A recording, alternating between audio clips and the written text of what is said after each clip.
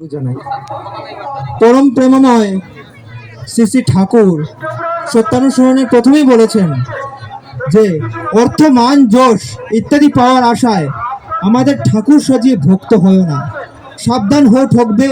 তোমার ঠাকুরত্ব না জাগলে কেহ তোমার কেন্দ্র নয়, ঠাকুরও নয়, ফাঁকি দিলেই পেতে হবে তা।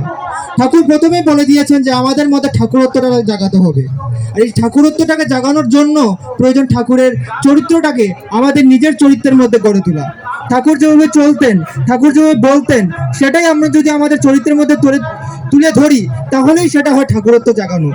আচার্যদেব আমাদের এই জন্যই ডিটুয়ার্সটা দিয়েছেন, যাতে আমরা সেই যাজনমুখর হয়ে উঠতে পারি। কারণ প্রথম হচ্ছে আমাদের যে জীবনের যে যাজনমুখর হয়ে ওঠা, আমাকে দেখে আমার পারিপার্শ্বিক, আমার পরিবেশ আগে যাজনমুখর হবে। প্রথমে হচ্ছে আমার চরিত্রটা, আর আমার চরিত্র তখনই সুন্দর হবে যখন আমি আচার্যদেবকে এবং অবিন্দাদাকে সিনসিয়ারলি ফলো করব। একটা ঘটনা বলি যে যাজন সম্বন্ধে, কারণ আমরা ঠাকুর তো আমাদের যোজন যাজন ইষ্টবিধি দিয়েছেন, আমরা যোজন ইষ্টবিধি অবশ্যই করছি, কিন্তু দেখা যায় যাজনটা আমরা সবসময় করে উঠতে পারি না। তো একটা ঘটনা বলি, আজকে 5-6 মাস আগে আমার ফেসবুকে একটি বোন আমাকে মেসেজ করলো মেসেঞ্জারের মধ্যে যে দাদা, আপনাদের ঠাকুর সম্বন্ধে আমার কিছু প্রশ্ন আছে। তাই আমি বললাম কি প্রশ্ন? তো সেই মেয়েটি আমাকে বিভিন্ন ঠাকুর সম্বন্ধে মানে জিজ্ঞেস করতো যে তোমাদের ঠাকুর কি কি, মানে বিভিন্ন নেগেটিভ কথা। তো আমি প্রথম ভাবলাম হয়তোবা সে আমার সাথে মজা করছে। তারপর আমি উত্তর দিতে শুরু করলাম, দিতে তার মনে একটা ভাবের সৃষ্টি হলো। সে আমাকে বললো দাদা তোমার নাম্বারটা দাও, আমি তোমার সাথে ঠাকুরের কথা আরো বলতে চাই। তো নাম্বার দিলাম। মাঝে মধ্যে আমাকে ফোন করতো, তো বিভিন্ন ঠাকুর প্রসঙ্গে জিজ্ঞেস করতো নেগেটিভ কথা, আমি সেগুলি আনসার দিতাম। দিতে 4-5 মাস চলে যায়। হঠাৎ একদিন সে আমাকে বলে যে দাদা, তোমাদের ঠাকুরের প্রতি আমার যেমন কেমন একটা ভাবের সৃষ্টি হয়েছে, কেমন তোমাদের ঠাকুরকে আমার ভালো লাগছে। তাই আমি বললাম কেমন ভালো লাগছে?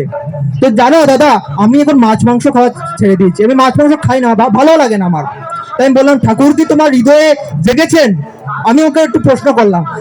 সে বলছে মনে হয় আমার হৃদয়ে জেগেছেন। সে যে আমাকে শুধু নেগেটিভ কথা বলতো, আমি শুধু তাকে শুধু যাজন করতাম। এরকম করতে করতে আমি তখন, ওই মেয়েটি হচ্ছে ওয়েস্ট বেঙ্গলের নদিয়া ডিস্ট্রিক্টের। তো আমি কি করলাম, নদিয়া ডিস্ট্রিক্টের গুরুভাইয়ের সাথে মেয়েটির পরিচয় করিয়ে দিলাম।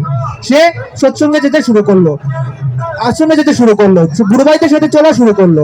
তারপর যখন এবার শতবার্ষিকী উৎসব হলো, সেই শতবার্ষিকী উৎসবে যখন গেলাম, সেই বোনটিও গেল আচার্যদেবের কাছে। 15 তারিখ সে মেয়েটি গেল, যে নিজে থেকে নিবেদন করছে, কিছু চেনে না, কিছু জানে না, কিন্তু শুধুমাত্র একটা যে টান আছে, ঠাকুর যে বলেছিলেন পুণ্যপুতির গ্রন্থের মধ্যে, আমি চাই শুদ্ধ আত্মা। সে শুদ্ধ আত্মাটা যার মধ্যে আছে, ঠাকুরের কথাটা একটু বলার সাথে সাথে সেটা জেগে উঠে।